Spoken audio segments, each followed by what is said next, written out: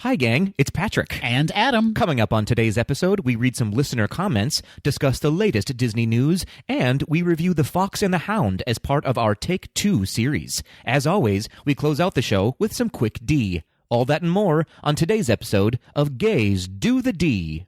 To all who come to this happy place, welcome.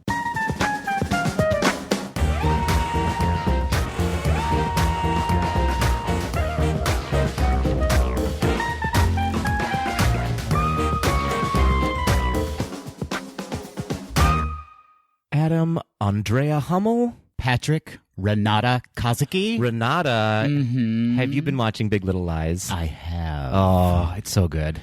That Meryl Streep. Interestingly enough, Yeah. when I said Andrea, it reminded me of when she calls Andrea on The Devil Wears Prada. Oh, yeah. So we had a Meryl Streep crossover. 2 degrees of Meryl Streep. Yeah. Welcome to Gays Do the D, everybody. Yeah. How was your week, Adam? It was fantastic. We had a lovely 4th together. We did. What else did you do? Anything exciting? I got a new bed. How was it? Patrick, it's king size. Uh-oh. I felt like a king. I love getting king-size candy bars on Halloween. Is it like that? Very similar. Okay, good. Very similar. So excited for you then. So excited for you. Both lull me into a sleep. Oh, quite fair. honestly. How about you? How was your week? It was really good. You know, last time we were rushing out of the studio, a.k.a. my basement, so I could go fight my family in a boxing class. Right. It's super fun. Is it? I'm addicted now. I have a full membership. Okay. I'm a boxer. Man, you just jumped right into that. Uh-huh. Or boxed right into it. I boxed myself right into it. It's true. I love it. I can't recommend it enough. Oh, okay, cool. Yeah, I'm getting into so many fights now. So many more fights. Additional fights in which I can maybe win. But fewer slaps. I would imagine you're going to be punching people now as opposed to slapping. Yeah, for now on I'm going to punch you across the table. Fair enough. I also, along the same lines as boxing, Yes. went to the Disney store. Those are unrelated. Sometimes it's a real struggle. It's a fight to get past all those moms. Oh, okay. Yeah, now I see how you're tying it together. Trying to get the products that I want. Got it. No, I had a really good time at the Disney store. I met a cast member there. His name is Lucian, Lucian. who I believe listens to the pod. Does he really? He does. Oh my gosh. Yeah, very strange. I was checking out at the register and he was like, "Gays do the D." I was like, "What?" Well, that's weird. It's like some kind of code. Yeah, for sure. Like one of those prohibition bars you had to like knock on the door and That's say, exactly what it's like. "Gays do the D." It's exactly what it's like. It's like in Who Framed Roger Rabbit. Walt sent me the little password to Yeah. get in. I purchased my Donald Duck mug. It's sitting right here on the table. I love him so very much. I love it. He's a little cross-eyed. I like it. How very dare you? I'm going to throw the coffee in your face and then It's punch you. cute. And I'll It's punch cute. you. Yeah. And then I got the Nala Lion King doll, the plush, Yes. that gives, I think, $5 for each purchase to the Lion Conservation Fund. You saved a lion. I saved one lion this weekend. So That Nala plush is cute. I love it. It's got that like canvasy, you were saying outdoor furniture kind of feel. Yeah. I can just leave her in the rain probably. Probably. It reminds me of the pattern in Mickey's PhilharMagic. Yeah. When they get to the Lion King segment and there's Yes. all those cool patterns that come across the screen. The wackadoo, I just can't wait to be king. Yes. Yeah, I love it. Yeah. Yeah, they didn't have Simba's, so I was like, I don't care. Nala's the best one anyways. Oh. The watering hole. The Watering Hole. Love that movie. Talking about movies. Yes. Here's a good segue. Yeah. We've got some anniversaries to chat about. Tell me all about them. We've got 3, and one of them is very appropriate to today's episode. Okay. You'll hear about that in just a moment. We'll start with the youngest, Sure. which is the Pirates of the Caribbean, Curse of the Black Pearl, turning 16 years old. I don't think I saw that. Was that the second one or the third one? In fact, it was the very first of the series. Oh, all those movies run together for me. I can't keep track. Well, when they all start with the Pirates of the Caribbean. Right. Colon. The Curse of Your Mother's House Dress. Not the Pirates of the Caribbean's colons. No. Well, there are many colons in the movie, I imagine. True. It's true. Those pirates be gassy. So I actually did see The Curse of the Black Pearl. Yeah, that's the one I have seen all the way through. Me too. The rest, I can't lie to you, I tend to fall asleep during. I like them, but they're very long. Yeah. I mean, I can't speak to it because I haven't seen them. Maybe I Yeah. saw the second one. I don't know. But I liked the first one. Yeah. Because Keira Knightley, we were kind of introduced really officially to Keira Knightley in that movie, right? She had been in other things, but like that was her like big first. That was her big, like, enormous breakout moment. Yeah. But she had been in, like, Bend It Like Beckham Right. and Love Actually. I guess this was her first big action film. For sure. Was it also her last? Because I feel like she's only been in like Regency era period dramas. She's always in like a Jane Austen flick, and I dig it because Pride and Prejudice is one of my favorite movies. Well, this is probably a good epic movie for her because it's still period, and she Right. still uses that, corseted sort of silhouette. You're right. Mm-hmm. Elizabeth Swann. So happy anniversary, Pirates of the Caribbean, Jack Sparrow. Oof, you can get it. No, take a shower. Moving on. Tron is turning 37 years old. Oh, Tron. Tron. Have you ever seen Tron? The Orig? Yeah. I have. I don't remember much about it because it's not one that I go back to. Sure. And I saw the new Tron. Was it called Tron Legacy or Yes. something? Mhm. It's pretty good. What about you? Are you Tron-y? Is that the word? My brother used to watch it all the time when we were growing up. My Yeah. brother's a huge sci-fi nerd. Okay. And it was very upsetting to me. I think it was just the weird, like it's technologically very advanced, right, for its time. Yeah. But it was upsetting for me to look at for some reason. Like the glow on their faces, it really bothered me. Interesting. Yeah. We had the Tron Atari game. That's how old I am. What was that like? I don't remember. But you used the paddle, I think, not the joystick. Sure. The one that turned Yep. left and right Yep. only for like racing games. Yeah. That's all I remember about it. Okay. So it So- must have been like a light cycle thing, I would imagine, right? Like a light cycle race? Why not? Okay. That's exactly what it was. So Tron was released on July 9th, 1982.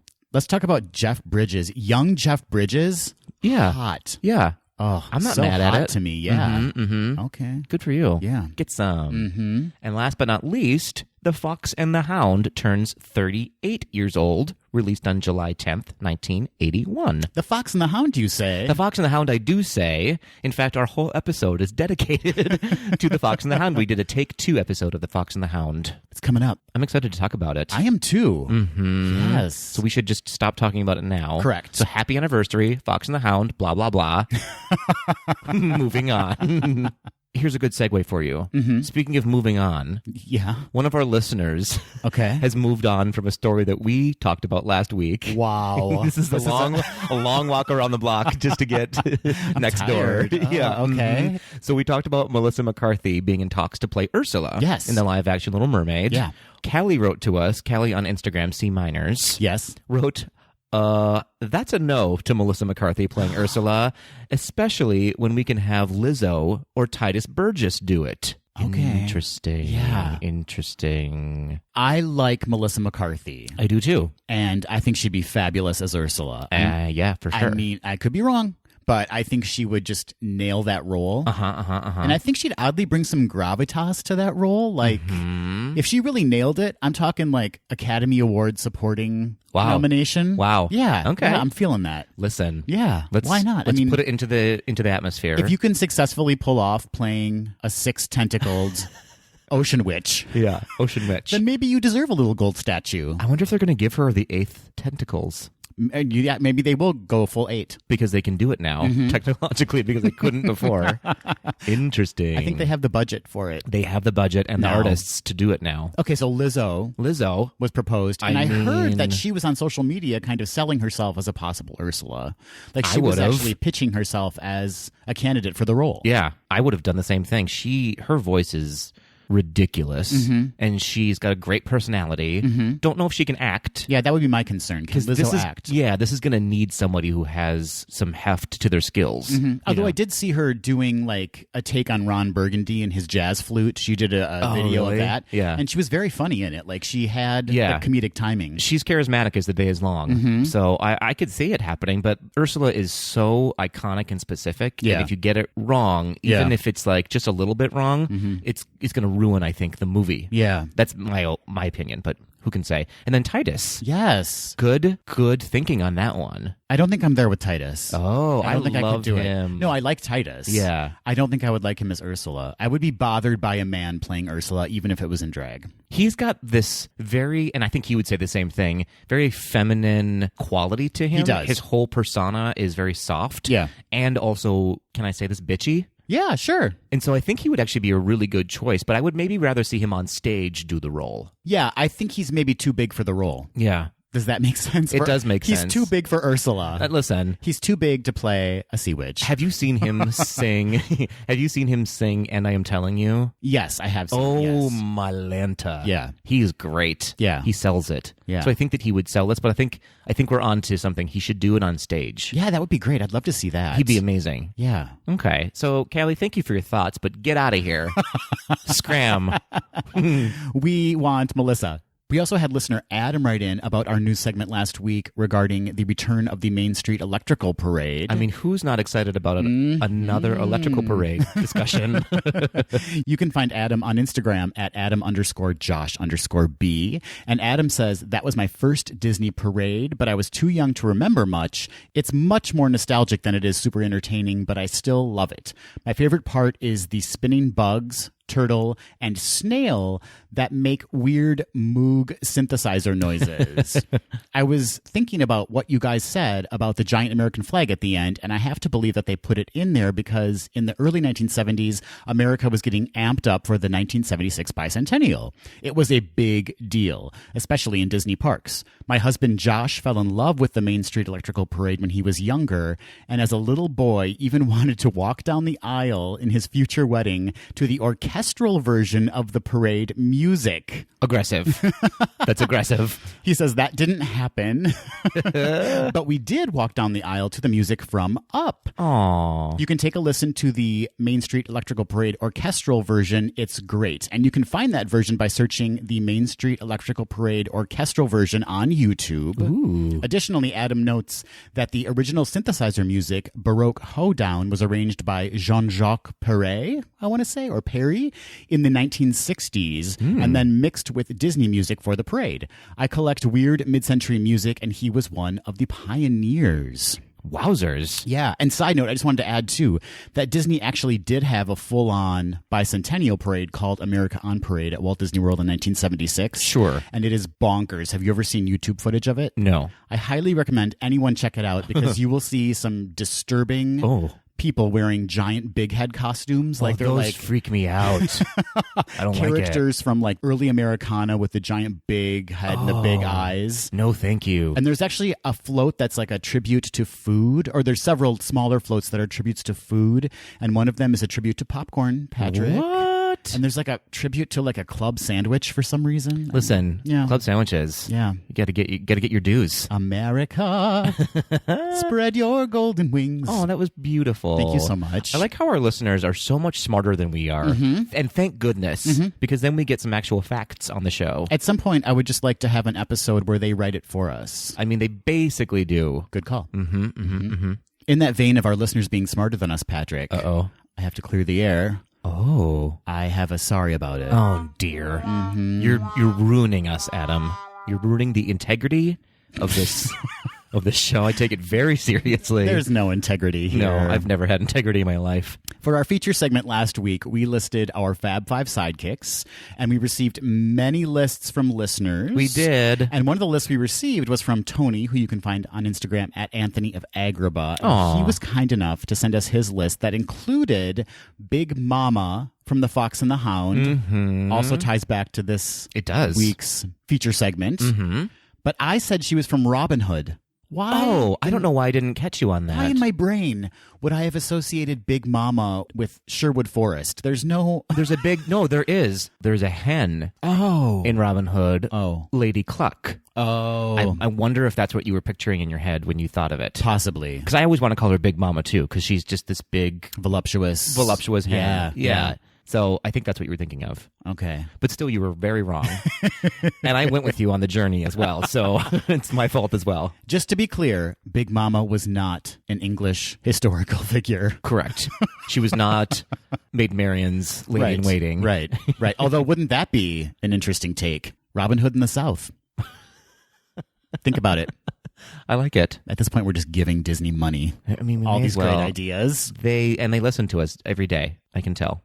So before we head into the news, yes, we have to bring up really quickly that, Patrick, we are now on the Pandora app for your mobile device. Yes. Tell me all about that. Well, Pandora started a podcast section, and they've been working with our host site, Libsyn, and together they've kind of been slowly uploading podcasts in stages. I believe they're still in beta testing, actually. Oh. But we were selected as one of the podcasts to be uploaded relatively early. Obviously. Yeah, and so now we are on the Pandora app, and people can find us there and listen to us, and isn't that just fantastic? That's amazing. Yeah. We're going to be big stars, you and me, Adam. I doubt it. No, not... Yeah. Just feels big, wrong. Big balls of gas in the sky feels better.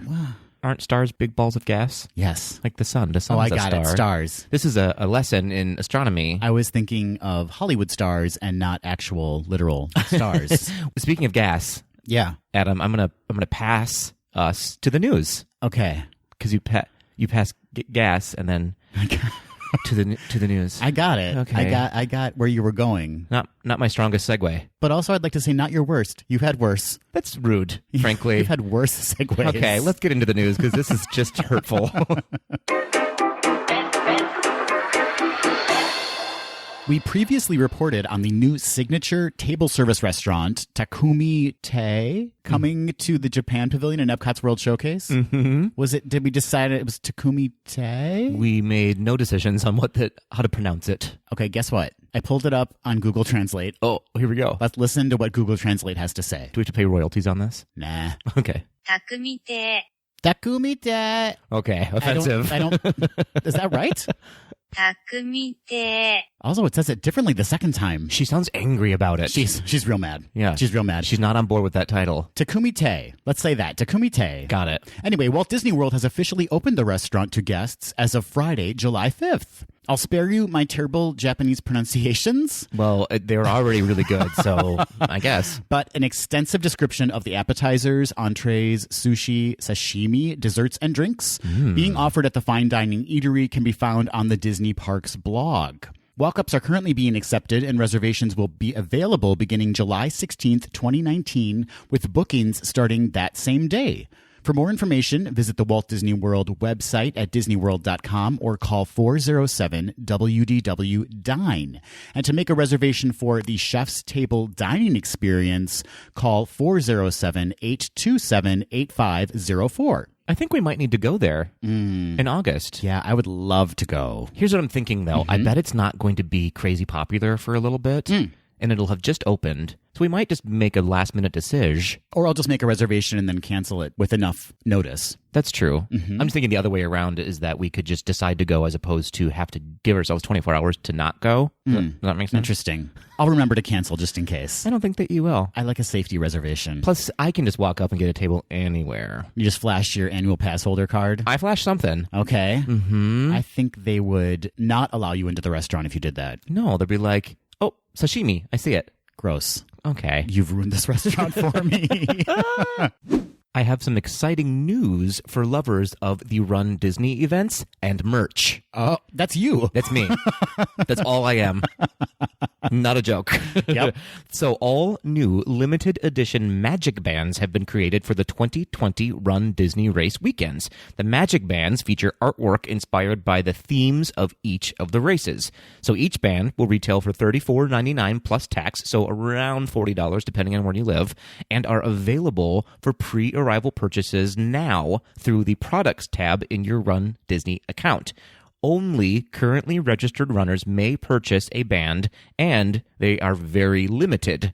So the 2020 Marathon Weekend band is blue and yellow, which is kind of the theme color for the event. Okay.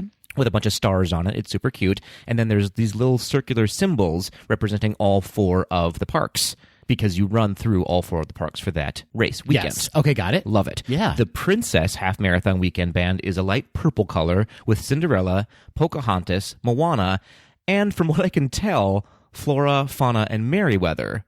Which is interesting because they are not princesses. No, they're fairies. And yet they're circling Cinderella. What? Wrong. What? Yeah, wrong movie. Don't you think?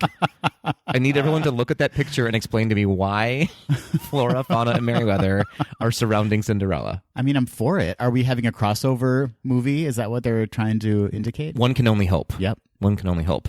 So only 2,000 of the marathon weekend magic bands are going to be released, and only 1,000 of the Princess Half Marathon bands are going to be released. Also, the Star Wars Rival Run weekend band has not yet been released, but will be available when registration goes live for the general public, which is on July 16th. Only 1,000 bands will be available for that run. Are you going to get one of these new magic bands? Oh, I already have. Oh, you have? I made the purchase because I was like, only 2,000, and there's thousands of runners. I better get it now. So I think I got it. I think it was released yesterday. Mm-hmm. We were recording this on a Saturday, and I think it was released on a Friday. Okay, so which you got the one with the 4 parks? The marathon weekend. Yeah, because I'm going with our friend Amanda to run that half marathon. Yes. Yeah, I'm excited about it. All about that. Mm-hmm. We're going to do an extensive episode about it. Do you wear your magic band while you run? Only that. Really? Yeah. Where? Oh, I'm not going to ask that. Nope. Let's not. Let's just say it's magical for everyone.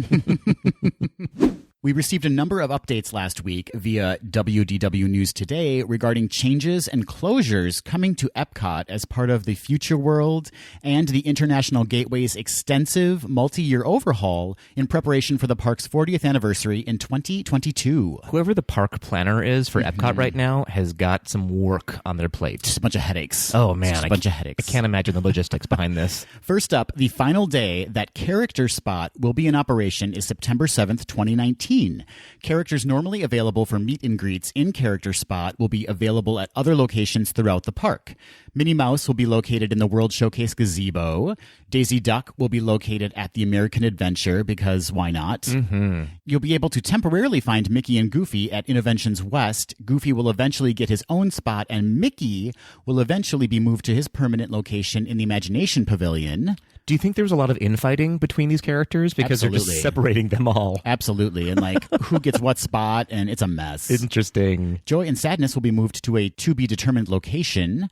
Winnie the Pooh will return home to the Christopher Robin bedroom in the United Kingdom. Oh my gosh, that is my favorite photo spot. Have you been in there before? I haven't, but you showed me where to peek through the kind of glass in the store to see it. You can look into his bedroom right now, and it's really cool. Yeah, so he'll be back there. Hooray. And Baymax, sadly, will no longer be greeting guests after his meet and greet closes later this year. What? I'm hurt. Yeah.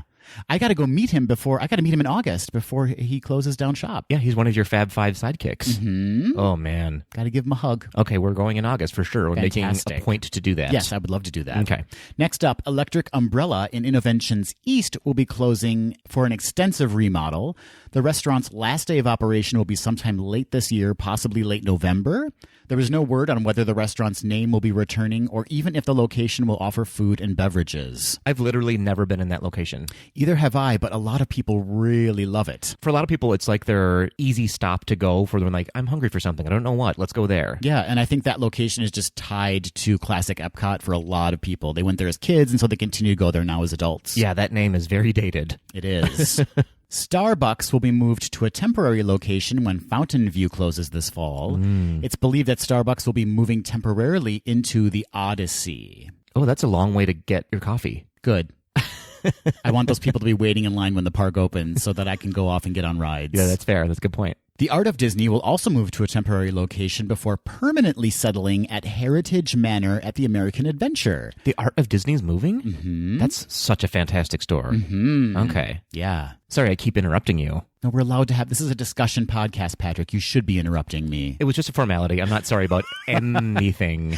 The Art of Disney's final day of operation in its current location will be September 7th, 2019. Do you see a theme here? It's a lot of September 7th, 2019. It has also been reported that Pin Central's last day of operations will be September 7th, 2019. Oh, wow. And that same day, the iconic Fountain of Nations will be shut down as well. It's believed both Pin Central and the Fountain of Nations will not be returning in their current forms. And the world flipped a table. I mean, there might be a fountain, but Yeah. who knows if it'll be called the Fountain of Nations. It probably won't be in that same location. I know they're really trying to open up that area. I can't imagine that they're going to get rid of a Pin Central altogether. I wonder if they just mean it's not going to be right there, if they're just going to move it to somewhere else, because that's where a lot of people go to get their very rare collectible pins are at Pin Central in Epcot, as Becca told us on Gaze Do the D. Which is us. Which is our... oh, that's us. Okay, Yeah, got it. That's us. I would imagine they'll be opening some kind of permanent pin location. I mean, Pin Yeah. Central was always kind of like that outdoor kiosk. Yes. Which wasn't ideal, right? It wasn't ideal, but it was easy to sort of walk around and view all the pins as For opposed sure. to crowding in a little store. Yeah, absolutely. I am ready for that fountain show to change, though. It's pretty dated. There may not be a fountain show anymore. Well, I'm not going to Epcot anymore. Yeah, right. Club Cool's last day of operations will be, you guessed it, September 7th, 2019. What? It will be returning to a new location, so it will be back. Less sticky, I hope. That place is smelly Yeah. and stinky Yeah. and overcrowded. Yeah. And none of the fountains work anymore. But I still love it. I still go to it every time. Yeah, they don't need to bring Beverly back, though. Beverly's fine if that just goes away forever. Nope, it's iconic. It's aspirin in club soda is what it is. Well, then your heart will be fine for the day. And Mouse Gear will be closing temporarily for a major remodeling. The official closing date for the store has yet to be announced. That store needs it? I know. I'm going to be sad when it's not there, though, for a while. I have a lot of memories from Mouse Gear. Like, it's one of my very favorite souvenir shops. Yeah. It's always a spot where I'm like, hey, meet me somewhere. Meet me at Mouse Gear. Yeah. You know what I mean? And so I've got, like, a lot of friendship memories there as well. It's interesting that you choose one of the largest stores to, like, meet me in Mouse Gear. Like, outside of it. Like, Oh, not, okay. Yeah. Like 2 hours later. Yeah, exactly. You're like, I found you. Yeah, I'm buried in plush toys. So come mid-September, that entire area behind Spaceship Earth and the International Gateway is going to be like drastically changed and quiet. I mean, there's not going to be a lot of things open. I'm interested to know, and I will report back on this, in November, the Run Disney event is happening, and your very last stop is to run through Epcot, through that area, into like the parking lot area.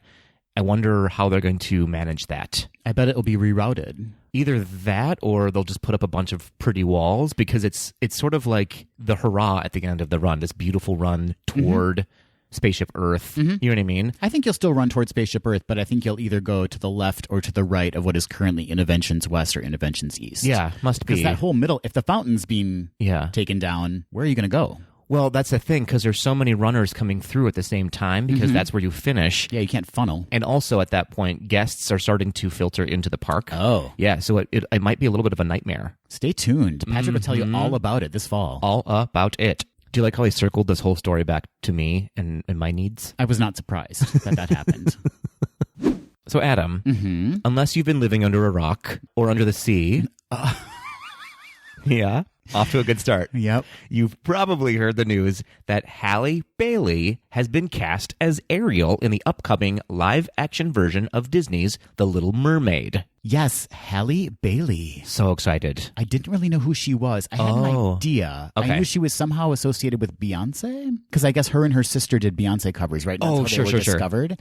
But I didn't really know who she was. Yeah. And then I YouTubed her. Because I was like, who is this? Yeah. And I happened to come upon a clip of her singing, I believe it was At Last by Etta James. Oh, sure. And I was like, oh my God. Oh, damn. That voice. Yeah. It's like a bell. It's like perfectly clear and very Disney princess. Yeah, she's got an amazing tone to her voice. Beautiful. So, speaking of, Bailey is best known for her role as Sky in the TV show Grownish, which is very good. Oh, I haven't seen it. You should start watching it. I think you'd like it. She's also, as you said, an incredible singer. And I have to say, as soon as I heard the news, I was over the moon about this. She's amazing. She's young. She's hungry. She's talented. She's a badass chick. Yeah, I Love just her. like that I don't really know her. Yeah. That's what makes That's me part of it too. happiest. She hasn't quite exploded yet. And this is, I mean, she's going to now. I think this would be an amazing opportunity for her, and I'm excited to see what she can bring to the role. Absolutely, absolutely. So the internet, of course, exploded with comments.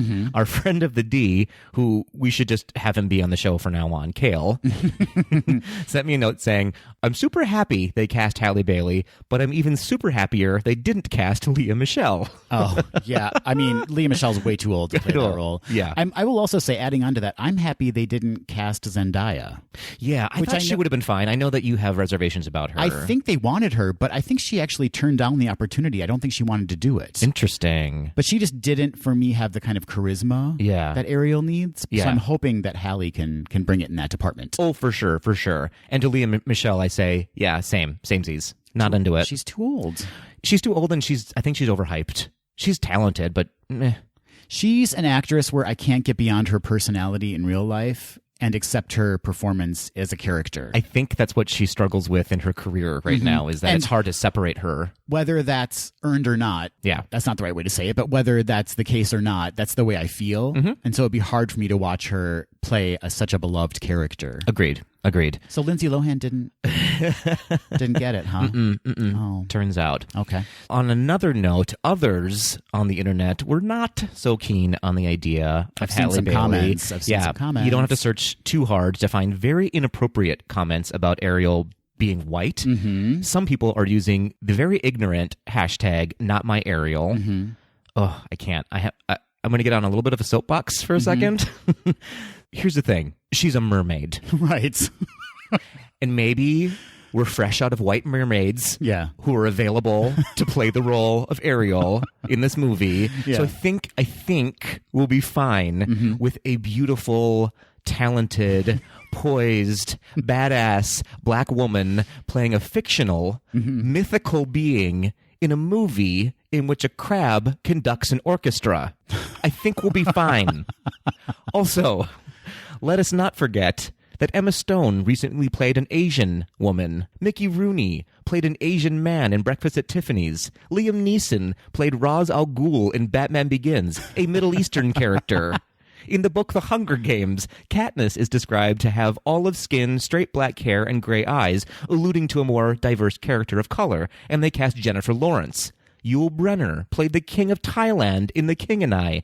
Natalie Wood played Maria, a Puerto Rican in West Side Story. And this is just a small example of white people taking roles of fictional characters previously written to be non-white characters. So, I'm sorry, I'm getting heated about this, but in the words of drag queen Monique Hart, America, I cannot. Just stop it. If you are against this casting because she's not white, then we are not having the same conversation and we're done. That's what I have to say about that. What are people doing with their lives that they're so not enough? That's the thing. They must be so frustrated and upset at something, but it's not this. It's so just blatantly hurtful and aggressive for no reason at all. It's just then don't watch the movie if you're that upset about it. That's all you have to do. Just close your eyes and then you're fine. Or go away. Just go away.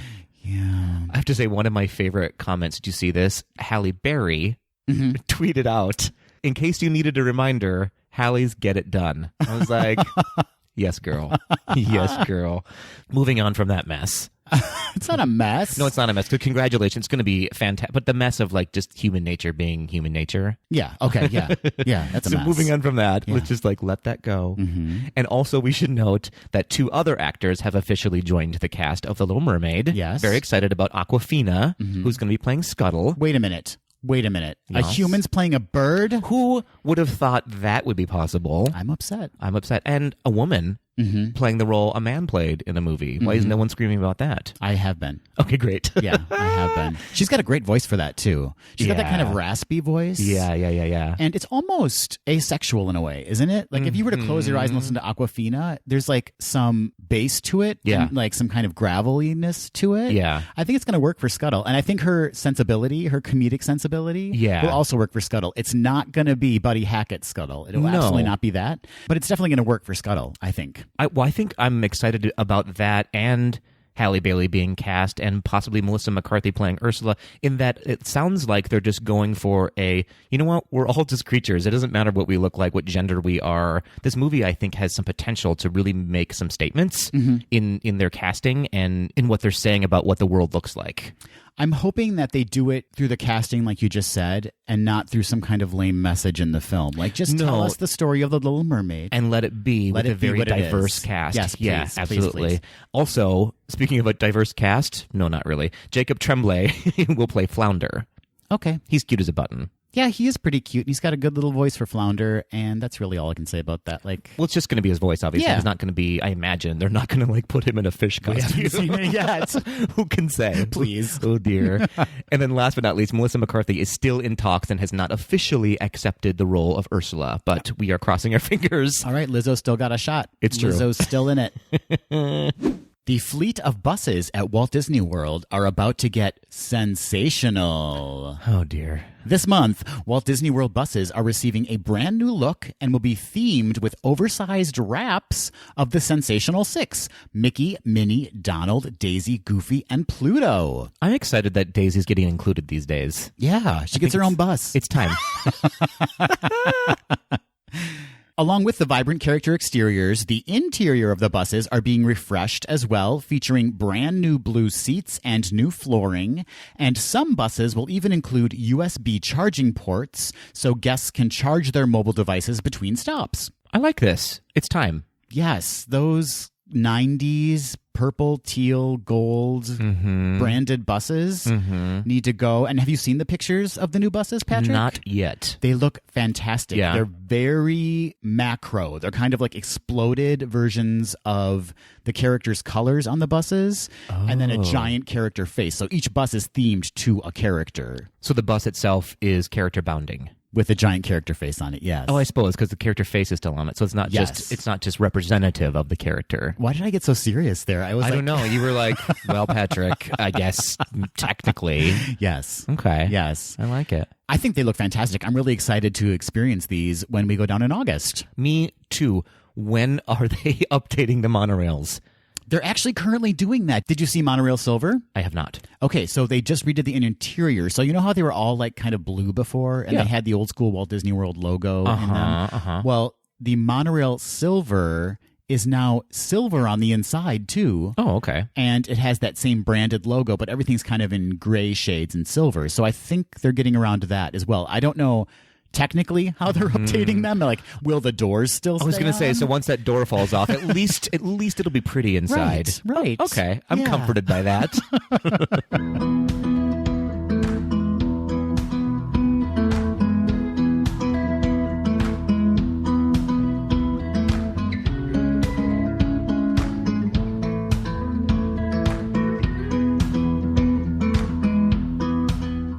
Hey, Adam. Hey, Patrick. You know how I love a good two? That's how you're starting this segment?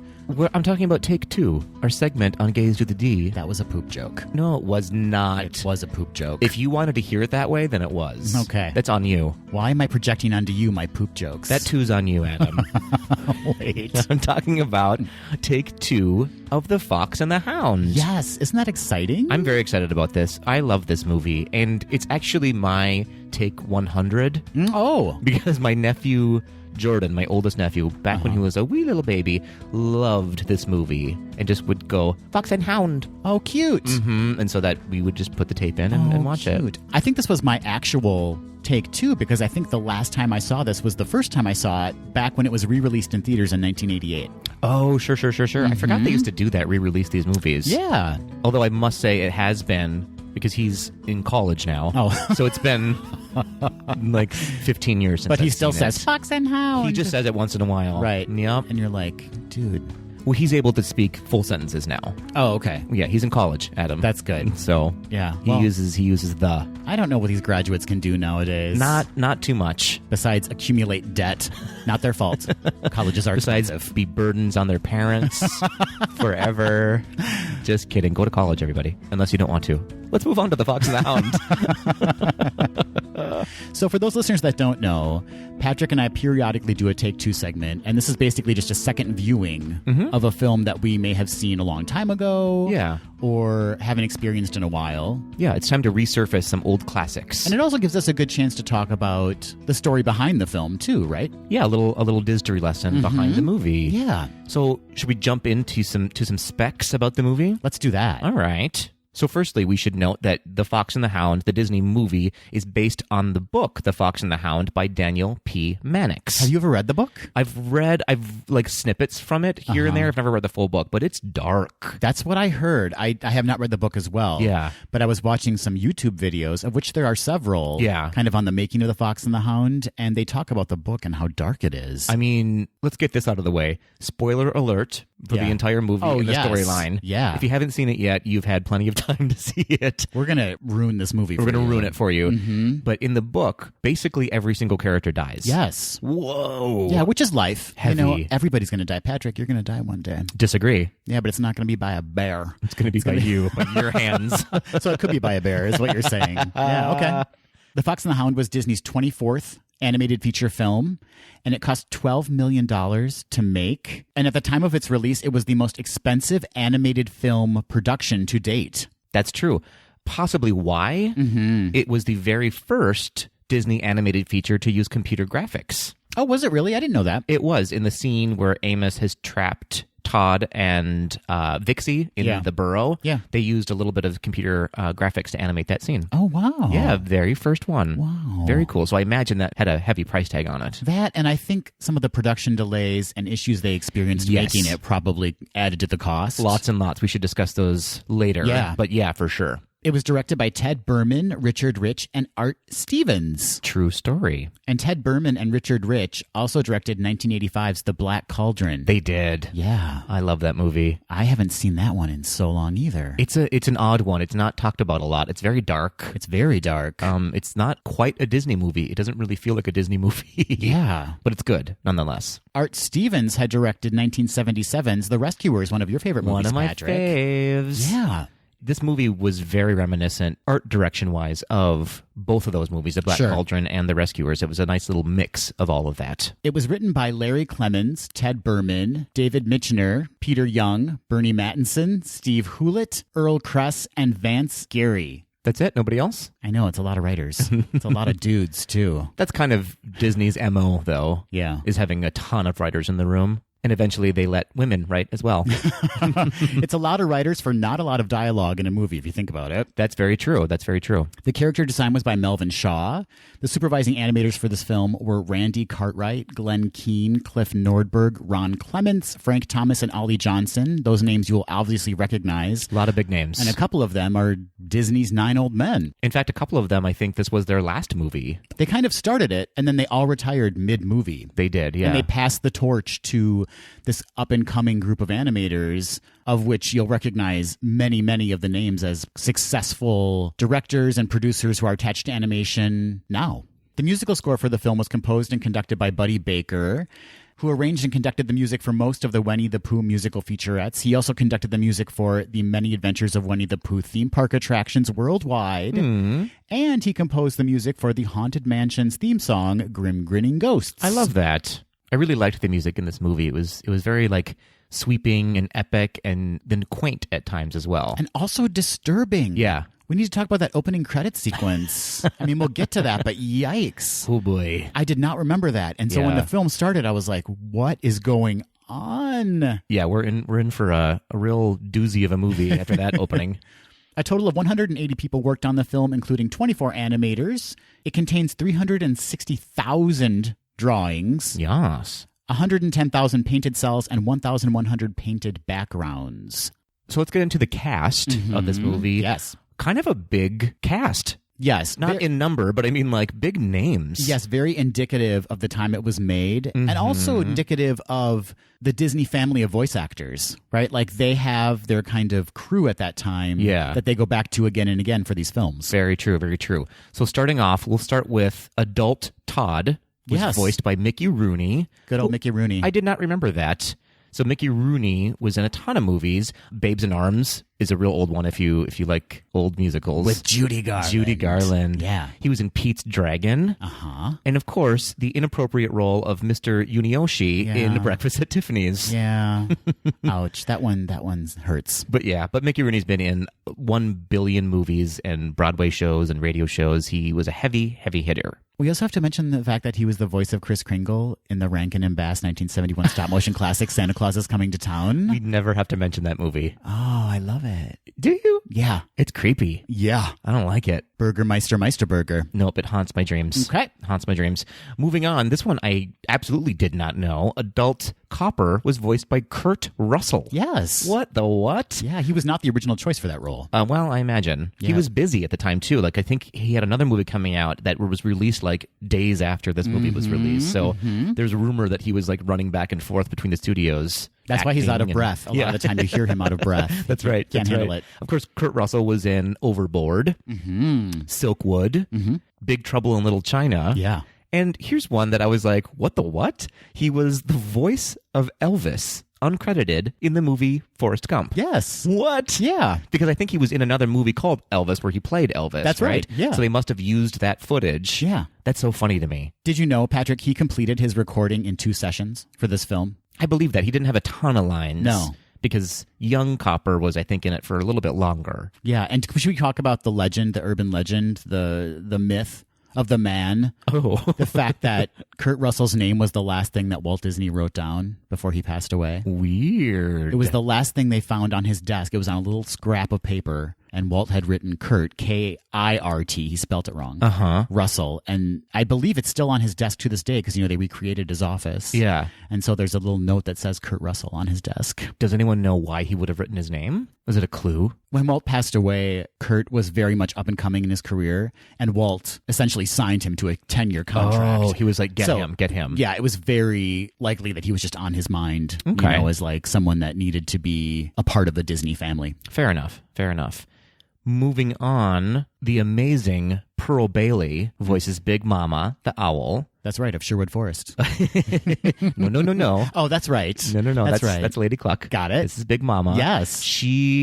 Oh man, I don't even know how to get into it. Her voice and her talent is so extraordinary, and she delivers in this movie so hard.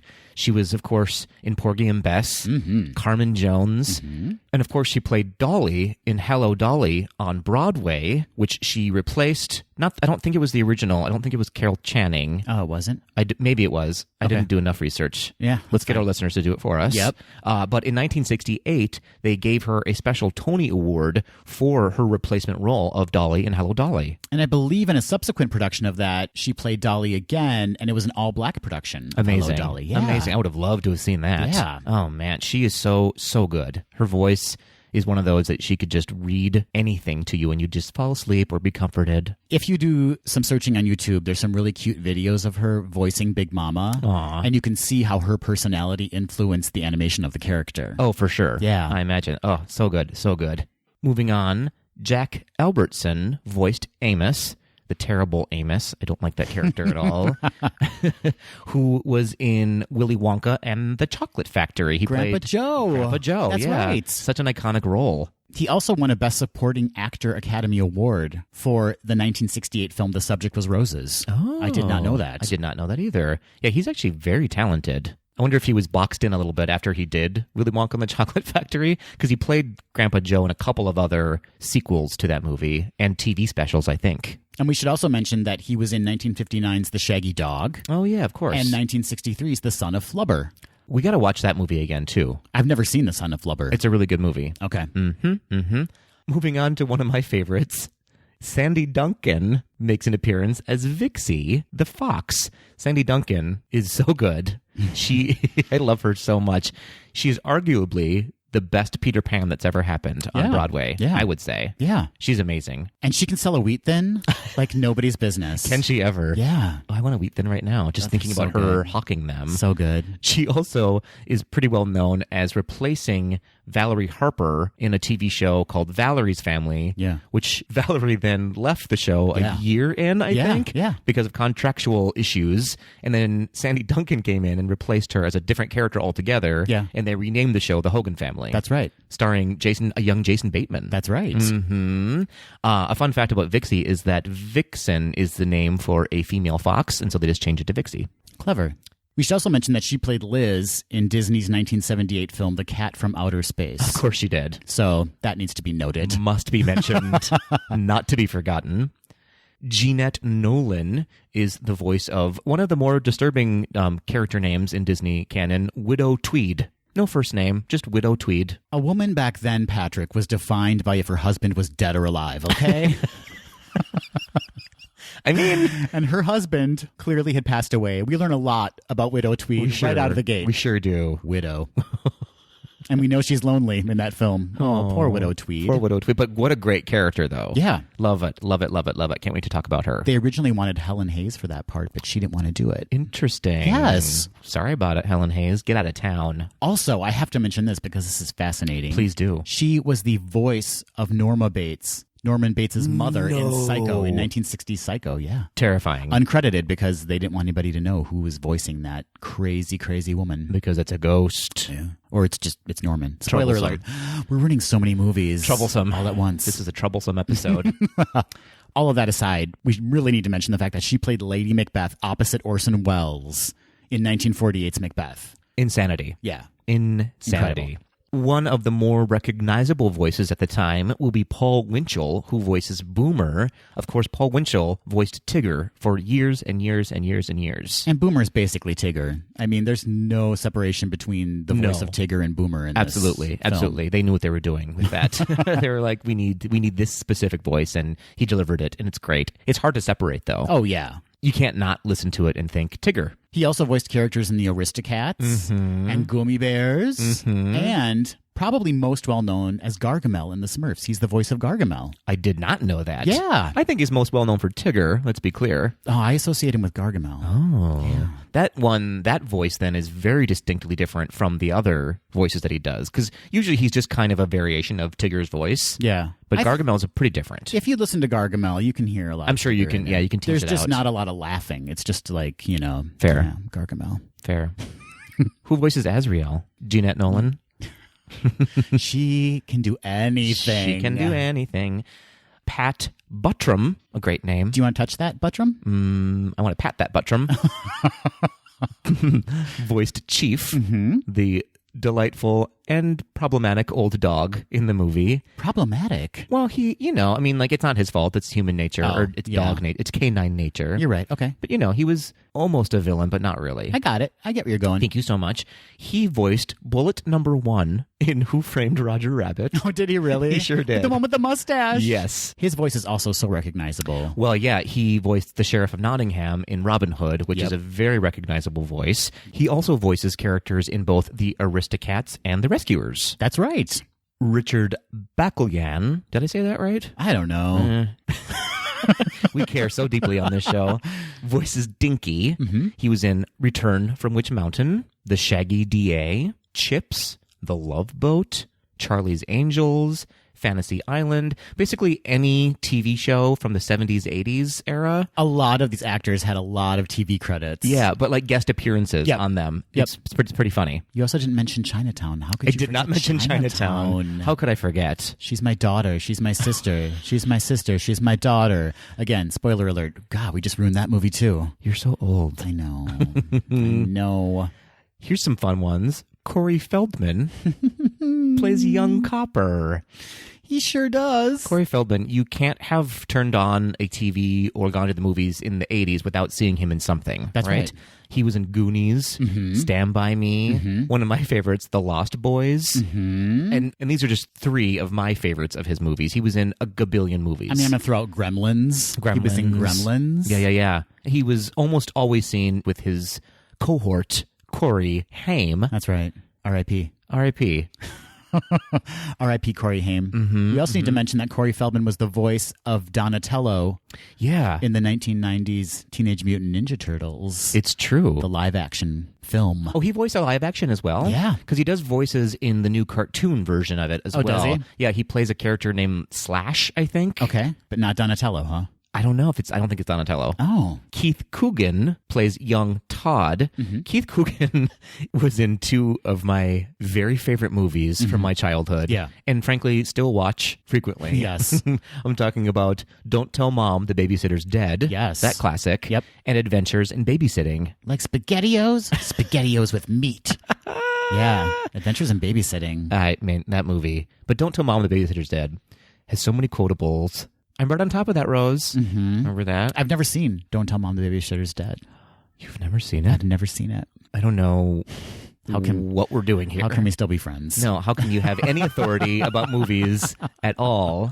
Yeah. No, so Keith played Kenny, the brother, in Don't Tell Mom the Babysitter. 2 movies with babysitter in the title. Interesting. That was his... I see a theme. He was that guy. He was the brother. Yep. In a lot of movies, actually, in TV shows. Yeah. John Fiedler, who plays the porcupine, is the original voice of Piglet. And it's so obvious, again. It's like as soon as you hear that porcupine speak, it's like, oh, that's the voice of Piglet. Yeah, for sure. He was also Juror 2 in 1957's 12 Angry Men.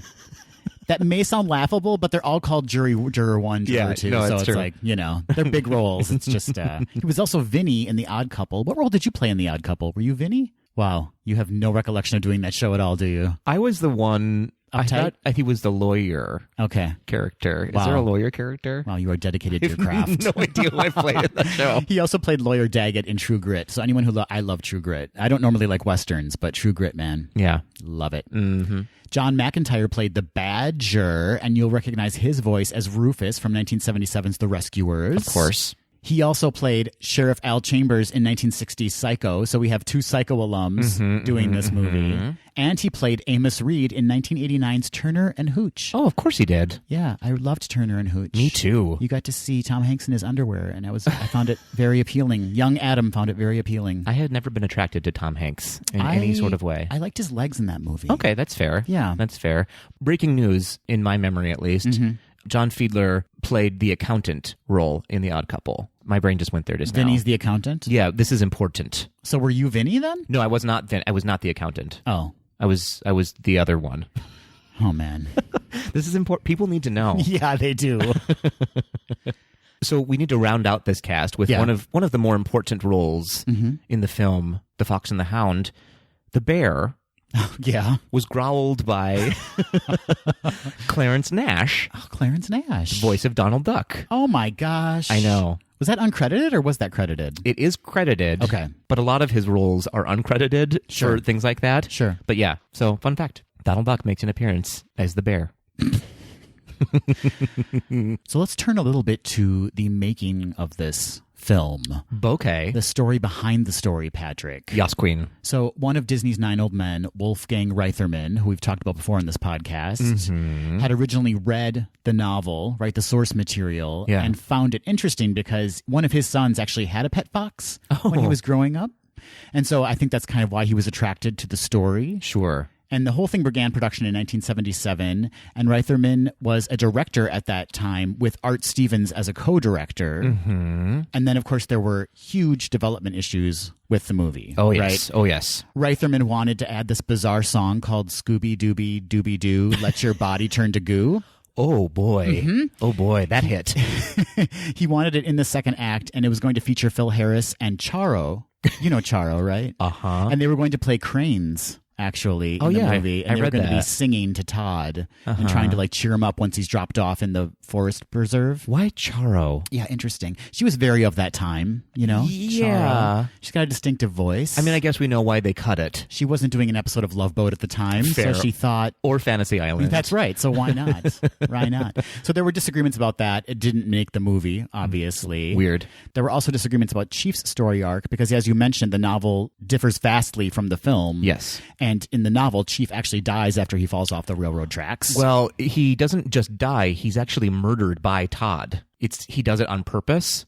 Oh. Yeah, which then fuels... So does he push him, or does he... He doesn't push him, but he intentionally distracts him so he doesn't know that the train's coming, and he jumps off the tracks to avoid it and then dies. And so that's why Copper has such a vendetta against him in the book. Right. Yeah. And some of the animators actually argued for that to happen in the animated film. They wanted Chief to die. Yeah. Because otherwise Copper's revenge fantasy wouldn't be quite as weighty in the animated film. But it was finally settled on that Chief would live. Because kids, Even for me as an adult, it would have been a little too heavy had that character died. I thought he actually did die when I was rewatching it. You do think that he does, and all of a sudden he's back. He closes his eyes. Yeah, it's true. And so as mentioned earlier, the kind of overarching kind of background story behind the film was the fact that the 9 old men were being replaced by the new guard of Disney animators. And some of those animators that replaced them were names like John Lasseter, John Musker, Ron Clements, Glenn Keane, as we mentioned. Tim Burton worked on this film. Yeah. Brad Bird worked on this film. Henry Selick, Chris Buck, and Mark Dindal. So these are like the new up and coming kids who are hungry for it, right? Yeah. And they kind of took the reins from the 9 old men, Right. and finished the film. A lot of the folks who were responsible for sort of the renaissance that we know today of Disney. And one of the original directors was also Don Bluth. And we know him from An American Tail, The Secret of Nim. and his team was animating key sequences of the film, but he felt that Wolfgang Reitherman was like out of touch. And so he ended up resigning along with 13 other animators during the making of the film, which also happened to be on his 42nd birthday. Oh, he was like, he walked out. It was a big to-do, which then delayed the movie by about a year. That's right. Ron Miller, who was Walt Disney's son-in-law and at that time was president of Walt Disney Productions and an executive producer of the film, pushed the film back from Christmas 1980 to summer 1981. Well, because not only did he walk, as you said, a lot of the other animators left with him to work on his new studio. Yeah. And so they were sort of left with like, what? How we can't finish this film without all these animators. Yes. So Ron Miller actually ended up hiring kind of replacement animators, which, as you said, like pushed it back because they had to now learn not only the story of the film, but also the animation style. Yeah. I mean, just a mess. It was a mess. But strangely, it worked out for Disney in the end because they gave a lot more power to all of these hungry animators who were up and coming and who became responsible, as we said, for sort of resurging what Disney was known for, is its animation. Yeah. It was a tough time, I imagine, in the moment, but it turned out to be a blessing in disguise. Not only of the moment, too, but just like that whole early 80s period for Disney was a rough time. They were trying to figure out where they were going. They didn't have a voice, basically. They were just like, let's try this. Yeah. There was no clear direction, I feel like, until just after The Black Cauldron came out, which was the next movie in the line of Disney movies. So let's get into sort of how we felt about the movie. Yeah. Did you have any initial reactions or anything that stands out to you as like, we should talk about this? Well, when I first started watching it, I really didn't remember a lot of the story, but I had a very distinct memory of sitting in the movie theater with my parents and crying watching it. Yeah, fair. So I knew I was going to be in for a sad film. Yeah. But what struck me the most about watching it the second time was how heavy a film it is for an animated film. Very heavy. I mean, Disney even like lightened it, right, compared to the book, but it is still a very heavy experience for a child to have watching an animated film. Well, we're dealing with imminent death, kind of, that is around the corner for all of us. Yeah. We're dealing with themes that of like unrequited love a little bit. We're dealing with themes almost of like a bromance. Yeah. Sort of. Yeah. Like almost a homosexual relationship between the fox and the hound. Yeah. Todd loved him so much and did not understand why he didn't love him back after they parted for so many years. Yeah. We're also dealing with themes of bigotry. Sure. And kind of segregation in a way, and destiny, and you know, it's heavy stuff for a kid to try to process, and it's not done in a subtle way. It's kind of very heavy-handed in this film. You know it's coming, but that scene where all of a sudden they're older, you just know it's going to happen. He's going to come back, and his genetics are going to take over, and he's not going to love Todd back anymore. And it was so heartbreaking because Todd's love was so pure and so just like innocent, and he was not taught the ways of what to expect necessarily. Right. And then when it happens, he's just like, why won't you love me? You know? Which, shame on Big Mama. Like, why wasn't she helping Todd along and like kind of being like, she was always alluding to like things are going to be different. Yeah. And it's like, just tell sit him down and tell him the truth. Yeah. She's Big Mama. Well, there's that song, Bam Elimination. Yeah. Whoa. Yeah. That was a gross song. I did not care for it. I don't like it. I was also struck by just technically, to me, the vocal performances sounded kind of flat. Or like, it's almost like they used our crummy podcasting microphones to like record Pearl Bailey. There wasn't that richness behind the voice, and there also wasn't like layers behind the voice. It was just like, it sounded like all of the actors were just plopped in front of a microphone. Yeah. And there wasn't an opportunity to kind of play with the levels of their sound. Yeah, it sounded less cinematic and more TV movie. It did. Do you know what I mean? And that's the way I felt about the animation too, a little bit, was that they clearly were struggling behind the scenes. Yeah. And so the animation just didn't quite live up to my expectations, or I would imagine the audience's expectations at the time, although maybe it did. I don't know. But for me, it looked less expensive. Yeah. less quality than previous Disney films. It felt very... Do you remember the old Garfield Christmas special where they go down on the farm? Yes. It felt very that, even the score behind it, which is pretty and beautiful, and I actually really liked it, but just the animation behind it and like the down-home feeling of it felt very underplayed, and that was a smart move to go in that direction, but I think they went too far, and so it wasn't a sweeping cinematic movie that it could have been. Right. I think they did suffer from the animators sort of changing guards during that, because in some scenes it's like beautiful Bambi-like backgrounds and sweeping just artistic impressions, I guess, and then all of a sudden it was very loose cartoon. Very kind of herky-jerky animation. Yeah. I mean, that's maybe overstating it, but yeah, I agree with you. I think that there are scenes that are really beautifully rendered, but then you're right, some scenes just don't have that. Yeah, it suffered a little bit from bipolar animation. That being said, I still really liked watching it. Like, the color schemes behind it were smart choices. You always knew it was happening. You know what I mean? Like, it wasn't confusing necessarily, but if you're watching it with that kind of an eye, then you can notice the differences. I also feel that the movie tries to make a meal out of like an appetizer. Does that make sense? Like, I don't think there's enough source material here for a full movie, and they really stretch it out. Like, it felt some scenes were just kind of dragging on, or I wanted more conflict early on. I don't know what I wanted. I guess I wanted more, and it boiled down to more of a simplistic story, I guess, a struggle of a story, but still it was a simple story, and there wasn't enough there for me. Maybe they needed a better subplot than two birds hunting for a worm, you know, like I wanted more. That was a weird subplot. Needed, because it was pretty funny. But yeah, you're right. Disney does this a lot, and I think they actually captured it better in this movie than most movies, is that sort of lost innocence storyline. Yeah. And it was captured pretty well, because that's kind of what the movie is all about, is this lost innocence, and things change, and sometimes your friend from when you were 2 is not your friend anymore because you evolve in different directions, right? Right. And this movie captured that, but not as fully as they should have. Right. There wasn't enough interlude between them being children together and then all of a sudden they're adults. Right. Do you know what I mean? Right. And they do that a lot with movies. Like, even in The Lion King, Simba all of a sudden walks across a log and he's an adult. Right. Do you know what I mean? It's like, I need a little bit more to get to how they got to be who they are now. Right. I need a little more background. That totally makes sense and is in line with what I'm trying to describe, because I feel like there's these segments. Like, if you divide the movie up into segments, it's like heavy emotional chunk. Then there's like a brief transition or some kind of explanation, or the birds are hunting the worm. And then suddenly there's another heavy emotional chunk. It's like they're just trying to get to those chunks. Yeah. The in-between stuff isn't as interesting to me, so it just feels like that in-between stuff is just unneeded and feels drawn out to me. The subplots, you mean? The subplots, yeah. I almost wanted a scene where you see Copper hunt and catch a fox. Right. Do you know what I mean? Yeah, that makes sense. It sounds a little dark, and maybe it would be too heavy-handed for a movie for children, but I think I needed that to go, oh no, when he comes back, it's going to be a mess. Yeah. You know? What'd you think of the songs in the film? Again, I think they were very made-for-TV movie songs. They were very like old McDonald's commercial jingles almost. Do you know what I mean? Like, when you're the best of friends, it's like, it's cute, it's fun. Yeah. Nothing memorable necessarily.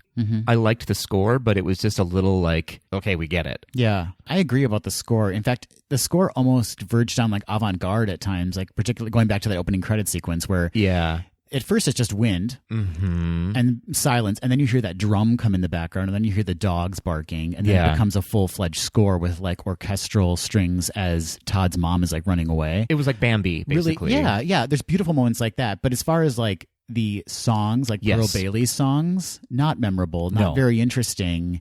And I don't know if they really advanced the story that much. Like, you kind of already knew what was happening before the song began, so I don't think there was a benefit to having them other than having Pearl Bailey sing. But when you have Pearl Bailey, you have to give her a song. Right. But yeah, I fully enjoyed the sort of orchestral background much more than the songs in the movie. Yeah, I agree. They were very like the old silly symphonies and how beautiful those scores tended to be and how they lended very well to the animation. But yeah, when they got to the songs themselves, I was like, oh, that's a whole different thing. So they didn't blend together. Were there any characters that spoke to you more than others? Or were there any characters that were just completely turned you off? I don't think anybody necessarily turned me off as a character. I mean, I didn't like Amos, obviously. Yeah.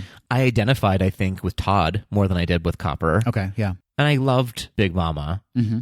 They did a good enough job with her to be, but I wanted more from her. Yeah. I think that's maybe the theme of this movie for us, is that we just wanted a little bit more substance to it. Yeah. But I still love, I mean, I cried fully. If you look at my Instagram, I was like, no, this is terrible. Don't watch it. What about you? I didn't care for Vixie. I mean, she was unnecessary, but unnecessarily easy. Yeah, she could have been if I didn't care about their love story. Correct. Had I cared more about their love story, it would have upped the ante a little bit for what's at stake. Again, indicative of the time, right? Like, she was the same as Thumper's counterpart in Bambi, that kind of, very voluptuous rabbit that he falls in love with. Vixie kind of filled that role in this film, although she was a little more fleshed out, but it was still that same kind of like character who, once she learns Todd's handsome, it's like, oh, she's interested, like, if this film had been made today, she would have many more layers to her character, and it wouldn't be just all about trying to like kind of seduce Todd or like, win him. This movie would not have passed the Bechdel test. Yes. Plus, I just feel like, I don't know, Sandy Duncan. I don't know. I like Sandy Duncan. She's a lot. She's very perky, and I know that's just who she is, but it didn't translate well vocally. And with the character on top of that, then, her just being so attracted to Todd, it didn't work. I think I hear what you're saying. I think I needed there to be a little bit more lightness. And so I appreciated the addition of a character who had a lot of energy. Because we were getting into very dark territory. Yeah. But again, they didn't flesh out their relationship enough. And so in that, she seemed unnecessary. How about the scene where Amos shoots at the widow's car? What is happening? The action sequence of the film, the big car chase? The big car chase. Yeah. I was like, wait, is no one weirded out that he's shooting at her car to get a fox? That was aggressive. What are you going to do, Patrick? What are you going to do? But then when she gets out and shoots his car tires, Yas Queen. Yeah. She was awesome. I hate that they gave her the name Widow. Give her a flippin' first name, please. Man alive. Give her a first name right now, Patrick. What is her first name? Mabel. It's Mabel, for sure. Yeah. Mabel Tweed. Mabel Tweed, I like it. Thank you so much. Again, wouldn't have passed the Bechdel test because they didn't give her a name. They didn't give a full character a first name. Maybe Widow is her first name. We don't know. Is? Yeah, now you feel bad. I do.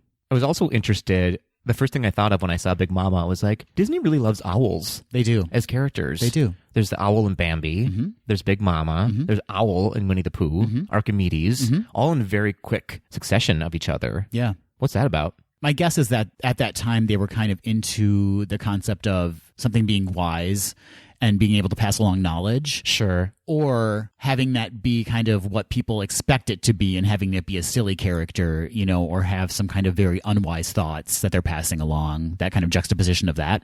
Well, that was a very unwise thought that you just gave us. Well, I am glad that they made the owl character a woman, because there was a very stark lack of women in this movie. And so I'm glad that they gave her that. Was there, though? We got 3 female characters, right? 3 out of but there's like 3 male 20 characters. But there's 3 male kind of leads, right? Yeah, but then the woodpecker and the little bird, asexual. the porcupine, the badger, asexual. The bear, asexual. Chief was questioning. Okay, fair enough. I didn't catch that, but thank you for illuminating that. Yeah. Should we talk about some fun facts about the movie? Let's do. Okay, so this was the last animated Disney film to end with the end. Oh, Walt interesting. Disney, wow. Because the credits were at the beginning of the movie. Sure. Which most movies prior to this one had all the credits at the beginning, so they just went, the end, right. And the lights came up. Right. The Black Cauldron would be the first movie after this one to have all the credits at the end of the movie. Which do you prefer? I'm of 2 minds. Yeah. Because I kind of like both. I like them being at the beginning, because I love an intro to a movie, and they lend well to a nice orchestral intro to a movie. Set the mood, right? Set the mood. Yeah. But there's no way to get all of the credits in the beginning of the movie unless the intro is 25 minutes long. Right. And so I appreciate them being at the end because everyone gets their name recognized, but no one actually sits through that. So I don't know. I don't really care. Yeah. Again, that was a long journey for. I asked a question, you answered it. Thank you. That's right. What about you? How do you feel about it?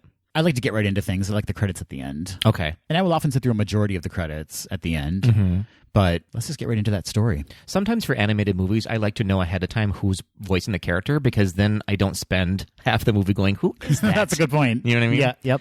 So along those lines, this is also the last animated Disney film to use the Buena Vista logo at the beginning of the movie. Sure, And yep. at the end, I guess, too. Yeah. Yeah, they didn't do that again after this.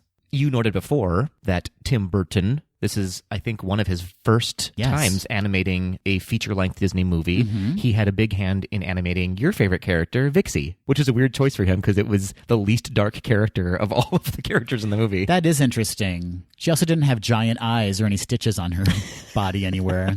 No body parts fell off of her. He really pulled it back for this one. He did. He reined it in. He reined it in.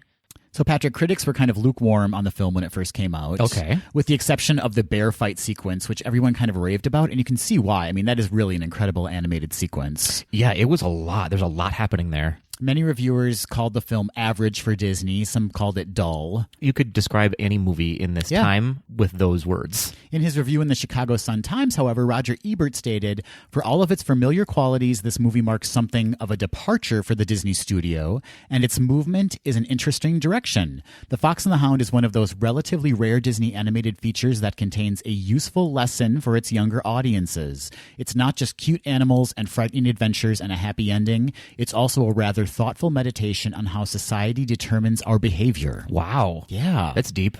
And true, right? It is true. Absolutely. The Fox and the Hound originally grossed $39.9 million domestically when it was released. Rentals were reported to be $14.2 million. Remember rentals, Patrick? I do remember Those rentals. were a thing. International rentals grossed $43 million.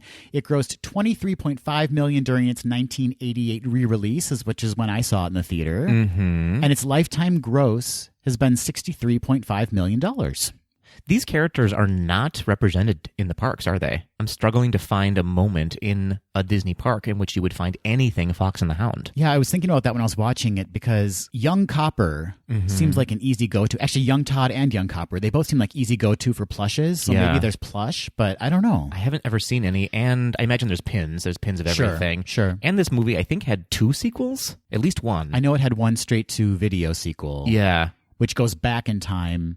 And it's Young Copper and Young Todd again in one of their adventures that wasn't told during the course of this film. So maybe we need to integrate that into the movie and it would make a more sensible movie. It wasn't well received. Great. The sequel was not well received, Patrick. Great. Speaking of well received, or received at all, I imagine we had some listener feedback. We sure did. We received it. Talk about it.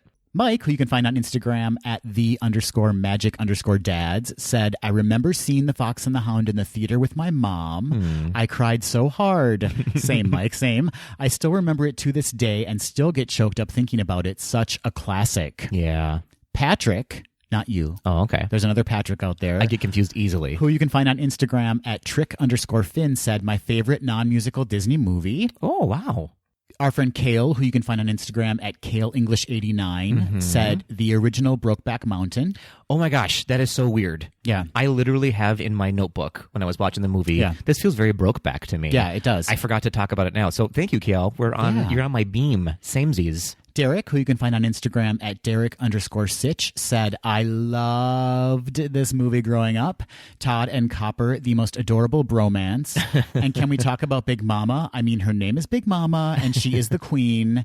And Amos could definitely have benefited from a Queer Eye moment. Am I right, ladies?" Oh. Amos needs a makeover. Yeah, let's make that a movie. And Robert, who you can find on Instagram at Choo Choo Johnson, said, "I just watched this movie for the first time. Oof, heavy stuff. Yeah. My favorite part was Corey Feldman's adorable voice as Young Copper. Overall, it was a beautiful movie to watch, and the score was super effective. I couldn't breathe when Todd was walking through the forest after the traps were set." Aww. That's very true. I forgot about all those traps going off. I was tense in that moment. Yeah, absolutely. Yeah, when the movie did its job, it did it really well. They just didn't carry it through the entire movie. And I think, as we were talking about before, this probably is indicative of how tough it must have been to start making a movie, stop, and then continue again. Because I imagine the sentiment gets left to the wayside. You know what I mean? So, interesting. Final thoughts, Patrick? It's funny. I still hold that I do love this movie, but the more we talk about it and dissect it, I can find the flaws in it. I guess that's true of any movie.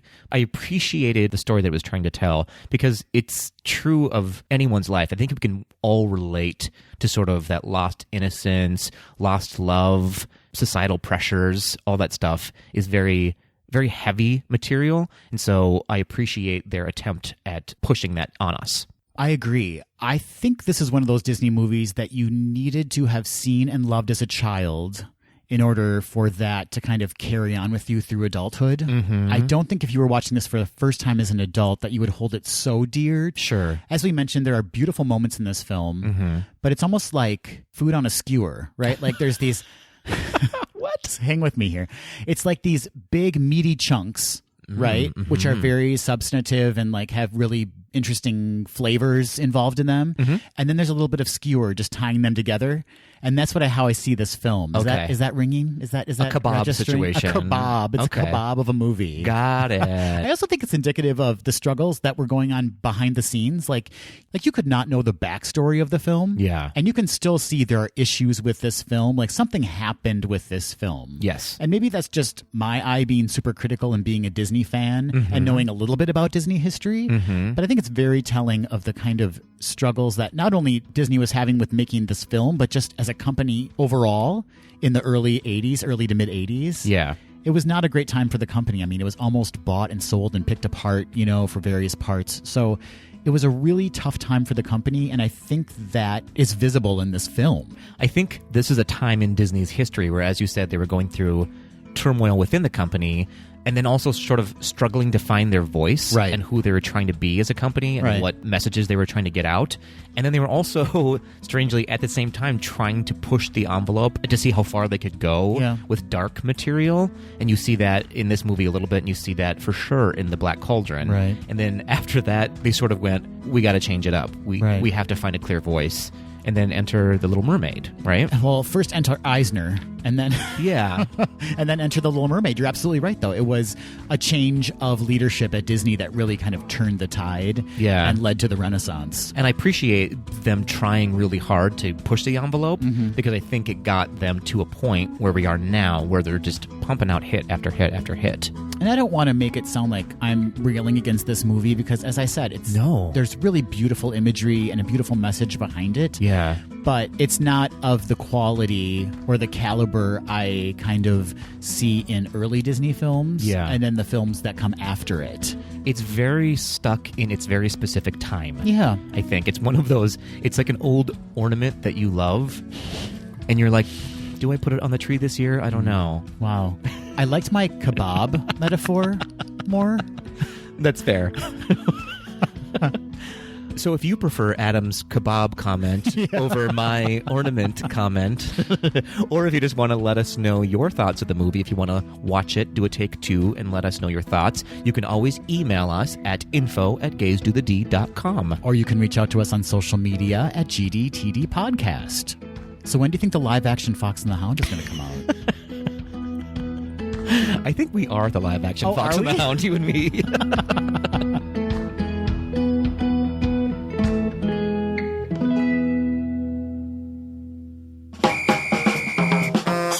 Hey, Adam. Hey, Patrick. It is time for some quick D. All right, quick D time. Ooh, we make good soundtracks together. Quick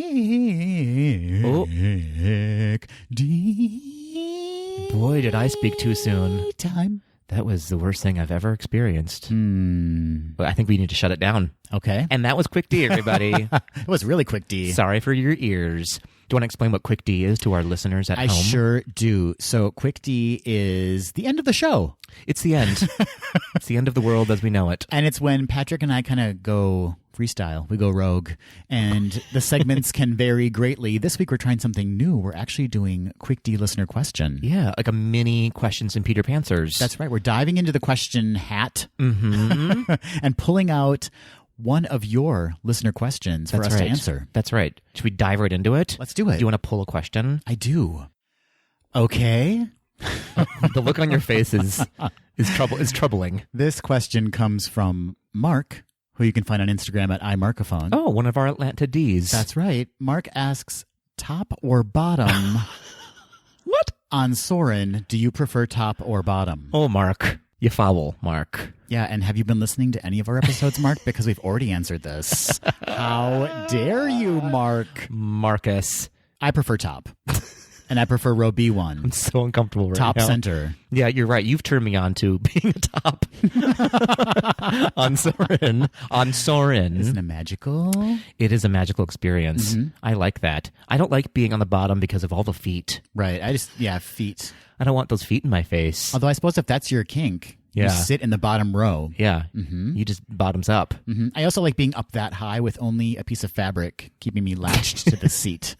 I like that feeling. Well, I'm usually only wearing a piece of fabric. Right. While I'm on the top. Right. So it's almost too much for you, too much clothing, too much coverage. Yeah, with I that feel seatbelt. very just trapped. Yeah. When I'm wearing clothes on Soren. Yeah. You know, it's interesting because most people feel trapped when they're with you. Rude. Yeah. How very dare you. Only wearing a banana hammock. But that banana hammock is scented for the gods. Why? Scented? Because we're on Soren. Oh, okay, I get it. You just have to spritz it with that tropical Hawaiian smell. My mind is going to terrible, nauseating places right now regarding scents, and so we need to move on? Maybe one more question. Okay, so we're both tops on Soren. Oh, dear. Hi, Mom. All right, here's another one. This comes from Ryan Gold 85 on Instagram. Hi, Ryan. Ryan asks, have you ever tried the Drinking Around the World Challenge at Epcot? You start in Mexico or Canada and then get a drink at each country around World Showcase. Ryan, I've tried not to do that. Let's be very clear. I end up doing that unintentionally. Every visit to World Showcase for you is a practice in tolerance. Absolutely. That just goes by the wayside. Even when I'm doing the Run Disney at the very end, I just grab a quick shot in each country. You need hydration. Why would you not need that? Yeah, they know me by now. They just have their little shots of Goldschlager or whatever you need from each country. Yeah. A sake bomb. Listen. No, in reality, oh yeah, we've done that. We've done it together. We've done it together, and then cried our eyes out watching Illuminations. Oh, well, yeah. Because it was pretty, and we were intoxicated at the same time. Yeah, that was our last trip, actually. Oh, man. That was the first time we got a Fast Pass for Illuminations, too. It was also our first trip together, though. I'm talking about, because we watched it from the Mexico Pavilion. Yes. Do you remember this? Yes, that's and right. We were both like, Adam, I love you so much. this show's so beautiful. Oh, Yeah. no. Oh, no. And then we went back to our hotel room and just got nasty with a pizza. Got to soak up that World Showcase experience. That's right. And we were at Animal Kingdom Lodge, so we heckled some giraffes as well. Just, yeah. From our hotel room. Yeah. Hey, Yeah. why are you so tall? What's wrong with you? You're very tall.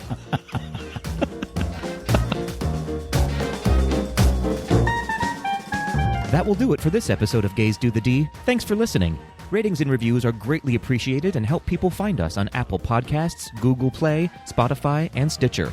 To become a patron of the podcast, visit our website at gazedothed.com/donate. For a donation of any amount, you can receive exclusive Gaze Do the D content and help us continue to bring you the very best Disney news and discussion. Continue the conversation after this episode on Facebook, Instagram, and Twitter at GDTD Podcast. Submit your questions or show ideas to info@gazedothed.com. Have a great week, everybody. See ya real soon.